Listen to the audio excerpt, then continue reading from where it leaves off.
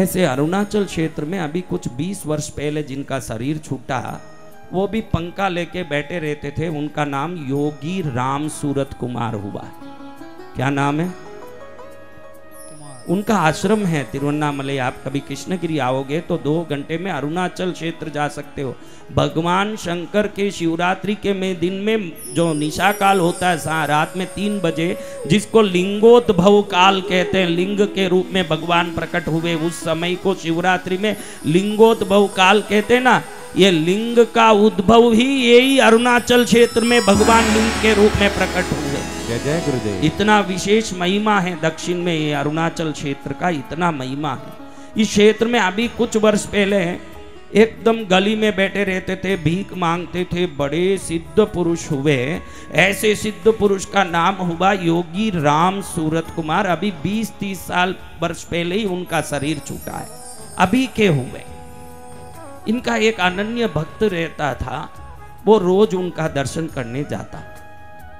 इस भक्त के दर्शन करने वाले के एक दोस्त था, टायर का धंधा करता था। टायर शोरूम था, ये कार के जब टायर होते हैं, लारी के टायर होते हैं ना, ये टायर का बिजनेस करने वाला इसका दोस्त था। लेकिन वो बड़ा नास्तिक। क्या? नास्तिक। ये बड़ा आस्तिक, दोनों दोस्त। अब एक दिन ये भगवान राम सूरत कुमार का दर्शन करने जा रहा है, तो रास्ते में ये टायर बेचने वाला दोस्त मिल गया। तो ये बोला मैं गुरु का दर्शन करने जा रहा हूँ। तो बोला तू जा भाई जा, मैं मेरे काम में जा रहा हूँ। इसने बोला तू भी चलना, उधर मत आ, मुझे मालूम है कि तू किसी को मानता नहीं है, तू बाहर वृक्ष के पास बैठे रहना और मैं दर्शन करके आ जाऊंगा, फिर हम दोनों जाके अपना काम पूरा कर लेंगे। उन दोनों को कुछ काम था एक साथ, तो इसने बोला मेरे साथ ही चल, तू बाहर बैठना, मैं दर्शन करके आ जाऊंगा। उसने सोचा अपने दोनों को ही बैंक में काम है, तो ये जाए, मैं भी साथ जाऊंगा, मैं बाहर बैठ जाऊंगा, ये वंदन करके आ जाएगा, हम दोनों साथ जाएंगे। दोनों गए। अब ये अंदर गए, हाथ जोड़े ना, योगी राम सूरत कुमार महाराज को हाथ जोड़ा जो भक्त था।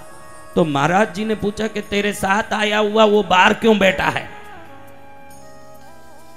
तो ये विचार में पड़ गए कि वो तो मानता है नहीं, इसलिए बाहर बैठा। बोलूं कैसे? नहीं महाराज, हम दोनों को बैंक में काम है, अर्जेंट निकलना है, इसलिए वो बाहर बैठा है। अब काम खत्म होते ही वो हम निकल जाएंगे, मैंने वंदन कर लिया, उसको अंदर बुलाओ। अब ये बाहर गए, बड़े एकदम विचलित होके कि भाई अब कैसे बोलूं कि अंदर आए, क्योंकि वो बिल्कुल ही किसी साधु संत को, गुरु को नहीं मानता।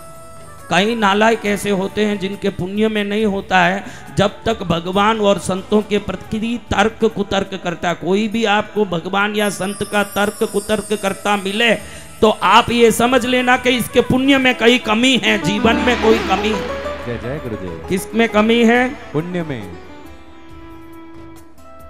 तो अब ये तर्क कुतर्क करने वाले को जाके बोले महाराज तुझे अंदर बुला रहे। महाराज बुला रहे हैं, तुझे मालूम है ना मैं किसी को मानता नहीं हूँ, मैं आऊंगा नहीं, बोल देना महाराज को आते नहीं।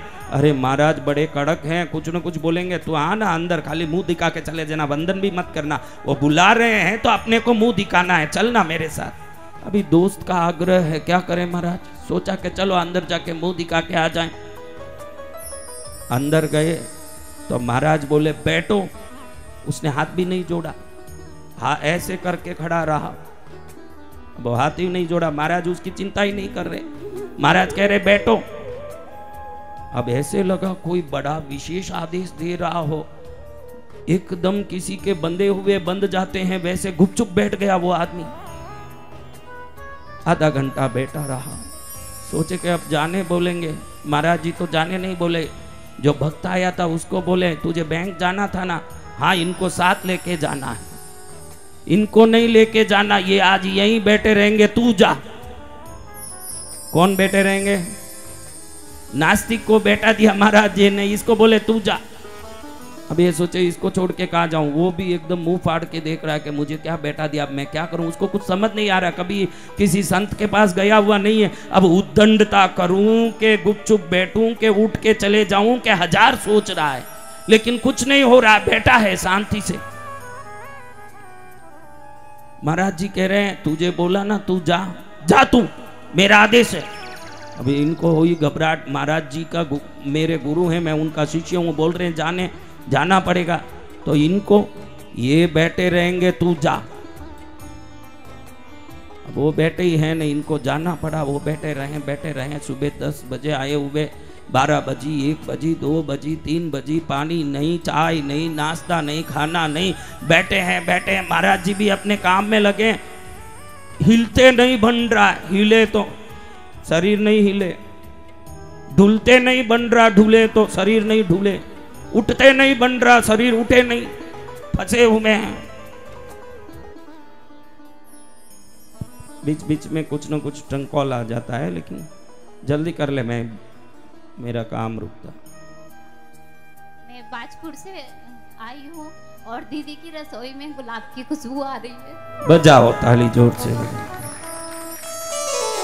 मैंने कहा हल्द्वानी वाली बहन उठेगी, लेकिन उसको फोन भी आ गया है, अभी तक उठी नहीं। वो कृपाई कहाँ काम करेगा जब ऐसे करे, तो जल्दी उठो जिसको आया हल्द्वानी में फोन। उठा। अब महाराज जी बैठे रखे हैं। अब बैठे रखे हैं तो ऐसे बैठे रखे हैं, बैठा है। अब रात 8 बज गई, आंख में पानी आए कि ये महाराज जी यहाँ बैठा दिए। बड़ी विडंबना महसूस कर रहा, ऐसी जगह कभी गया नहीं था, तो एकदम अजीब पना लग रहा है। तो महाराज जी को बोला, महाराज जी अब छोड़ दो मुझे। तो महाराज जी योगी राम सूरत कुमार ने कहा, छोड़ तो दूंगा, लेकिन पकड़ के भी मेरे लिए नहीं रखा हूं, ले। ऐसे बोल के हाथ पकड़ा उस आदमी का। जैसे ही हाथ पकड़ा, करंट का शॉक लगे, जैसे शॉक लगे, और बोल रहे हैं कि खिड़की में देख। वहां से खिड़की है, खिड़की से बाहर देखे तो बाहर अजीब दृश्य दिख रहा जो कभी कोई देख नहीं सकता।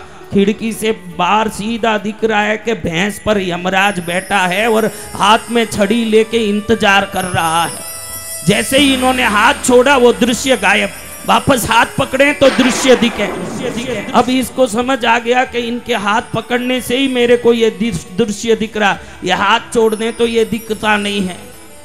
स्वामी जी कह रहे हैं, भैया ये आज तुझे ले जाने के लिए ही आ रहे थे, मेरे लिए तुझे नहीं बैठाया।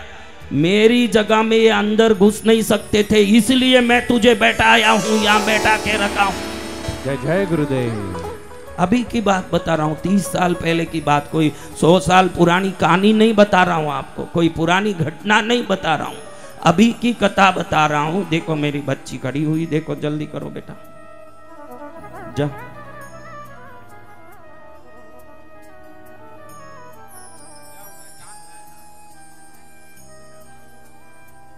बोलिए, अपना नाम बोलो बेटा।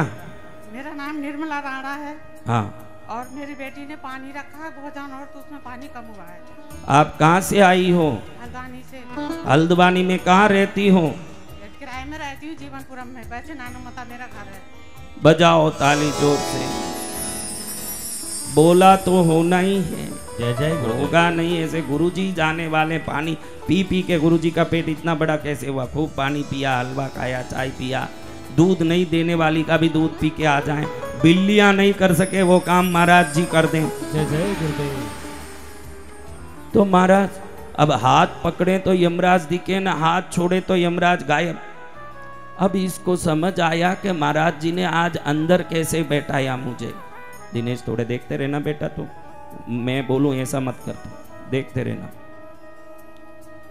तो महाराज आप देखो, वो यमराज जगह ही नहीं छोड़ रहा है। महाराज जी कह रहे हैं कि ये मेरे आश्रम के अंदर नहीं आ सकता, कृष्णगिरी तीर्थ के अंदर यमराज का प्रवेश ही मना है। जय जय गुरुदेव। तो अब सुबह हुई, जागता, अभी बोलो, सामने यमराज ले जाने आया दिख रहा है, नींद आएगी? आनंद आएगा? ऐसे तड़पता रात भर बैठा था। सुबह 6 बजी यमराज वहीं का वहीं खड़ा दिख रहा, वहीं भैंस, वहीं काला रूप, हाथ में छड़ी, दंड, पाश, और यमराज खड़ा दिख रहा है। ये सच्ची घटना आपको बता रहा हूं। टायर बेचने वाला तिरुवन्नामलई में, आज उसके बेटे वहीं धंधा करते हैं, उसका टायर शोरूम आज भी है उधर। तो महाराज सुबह 6 बजे ये घबरा गया आपको मैं मानता हूँ महाराज, अब मैं नास्तिक नहीं रहा, मुझे क्षमा कर दो, आपके शरण में ले लो, मुझे बचा लो महाराज। चरण में पड़ के रो रहा। कभी नास्तिक बन के गली में घूमते हो ना, ध्यान में रखना, जिस दिन संत के चरण में जाते हो यमराज से बचने की आपको ताकत मिलती होगी, तब आप जाओगे, वरना संभव नहीं है कि आप संतों के चरण में रहोगे। जब ये इतना गिड़गिड़ाया तो महाराज जी ने खिड़की को देख के बोला, अब निकल, तेरा कोई काम नहीं है यहाँ, मेरा आदेश है, तुझे निकलना, इसको छोड़ दे तू अभी।